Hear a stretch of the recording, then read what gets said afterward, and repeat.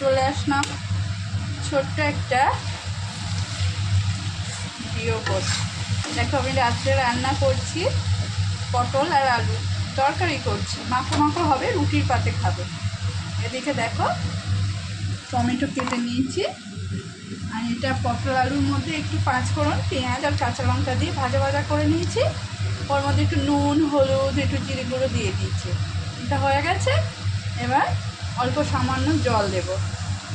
যেহেতু পটলটা ভালো করে এখনো ভাজা হয়নি বা গলিওনি, তাই জন্য একটু জল দিলাম। দিয়ে এর উপরে এই কুচানো টমেটোগুলো ছড়িয়ে দেবো। রুটির পাতে খেতে বেশ টক টক লাগে। অনেকটাই জানো সবাই, অনেকটা শরীর খারাপ ছিল। শরীর খারাপ থেকে নর্মাল তরকারি একদমই ভালো লাগছে না, তাই ভাবলাম একটু টমেটো দিই। আর এই লঙ্কা 3টে দিয়েছি, যে লঙ্কায় ঝাল নেই।